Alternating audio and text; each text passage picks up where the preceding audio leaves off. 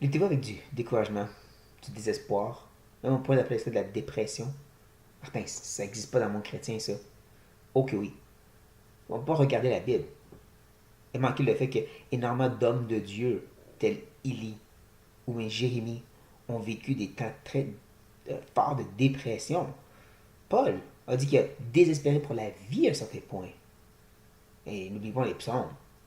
Il y a plusieurs lamentations inspirées de Dieu sur du découragement et du désespoir. Le psaume 88 commence et termine avec que des ténèbres. Donc oui, il y a une place pour ça. Mais voici le problème, il ne faut pas rester là. Ah oui, c'est Dieu, Martin l'a dit, donc je reste découragé. Non, parce qu'on est appelé encore et encore à tourner nos regards vers Dieu dans ces moments-là. Justement, à Philippiens, Paul dit que lorsqu'on est anxieux pour quoi que ce soit, on se tourne vers Dieu en prière. Et voici la chose, Dieu va pas répondre nécessairement, c'est pas ça l'idée, c'est qu'il va tourner nos regards vers Christ. C'est ça la réponse. C'est le témoignage de son amour pour nous. Ah, mais je ne sens pas son amour. Je reviens à la réalité de la croix qui me témoigne de son amour.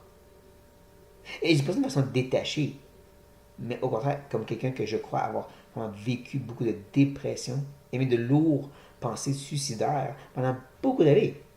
Et encore, le Seigneur a ramené mes regards vers lui. Et je luttais, je me détournais. Non, c'est dur ce que j'ai.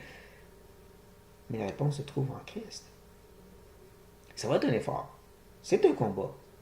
On vient pour se décharger et des fois ça répond pas. Mais encore et encore, on revient à lui. Psaume 88, une fois de plus, l'auteur n'arrête jamais de prier. Ça, c'est un bon rappel pour nous. On revient encore et encore sur lui, même si ça ne règle pas tout, parce que c'est lui la réponse.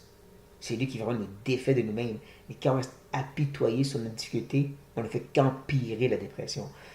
Je vous encourage fortement, frères et sœurs, n'arrêtez pas de vous tourner vers notre grand Dieu. Sur ça, soyez bénis.